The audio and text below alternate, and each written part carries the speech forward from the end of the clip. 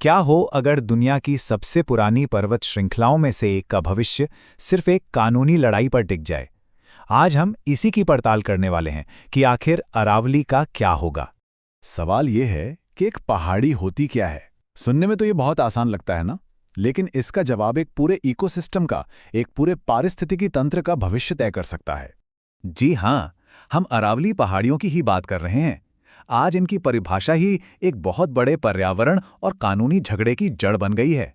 तो आखिर ये इतनी जरूरी क्यों है? देखिए, अरावली सिर्फ कुछ पहाड़ नहीं है। ये थार रेगिस्तान और उत्तरी मैदानों के बीच एक तरह की प्राकृतिक दीवार है। ये जमीन के नीचे पानी को रिचार्ज करने के लिए बहुत जरूरी है। यहाँ अनगिनत तरह के पेड़ पौधे और जीव जंतु रहते हैं, और दिल्ली एनसीआर समेत लाखों लोगों के लिए हवा की क्वालिटी भी इन्हीं पर निर्भर करती है।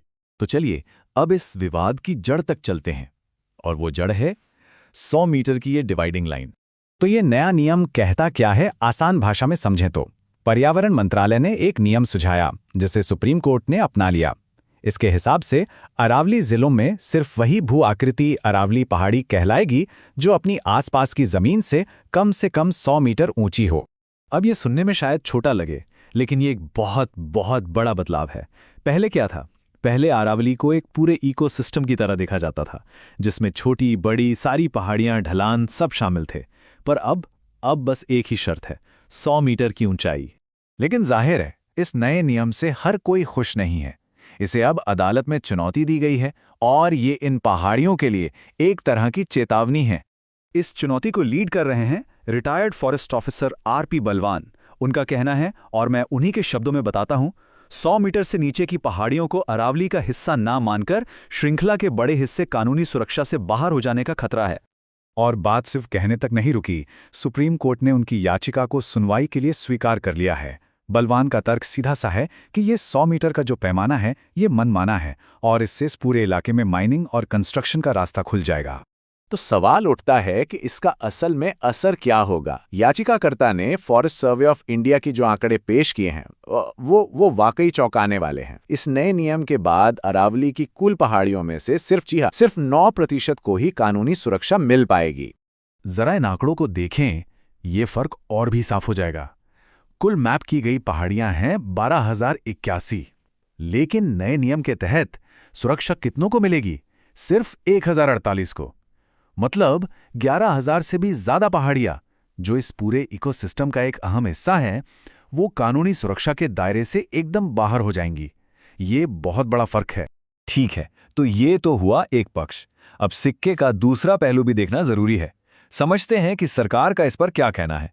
सरकार और पर्यावरण मंत्रालय का ये कहना है कि इस नई परिभाषा का मकसद अरावली को तबाह करना नहीं है, बल्कि वो एक साफ सुथरा, एक जैसा स्टैंडर्ड बनाना चाहते हैं। तो सरकार के तर्क क्या क्या है?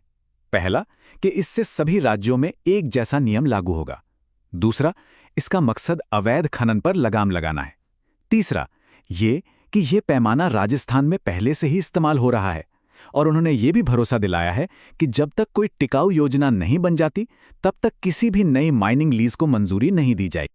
तो अब हम एक ऐसे मोड़ पर आ खड़े हुए हैं जहां से अरावली के लिए दो बिल्कुल अलग अलग रास्ते निकलते हैं, दो अलग भविष्य। सुप्रीम कोर्ट ने अब केंद्र सरकार, हरियाणा और राजस्थान तीनों से इस पर जवाब मांगा है। और ये कोई नया मामला नहीं है, ये कानूनी लड़ाई 1996 से चल रही है, और अब ये एक बहुत ही अहम मोड़ पर पहुंच गई है। सबकी नजरें अब अदालत पर टिकी हैं। तो आखिर वो दो रास्ते हैं क्या? एक भविष्य है, हरा भरा और सुरक्षित, जिसमें पूरी अरावली रेंज को एक इकोसिस्टम माना जाता है, जो पूरे उत्तरी भारत के लिए पानी, हवा और बायोडाइवर्सिटी को बचाता है।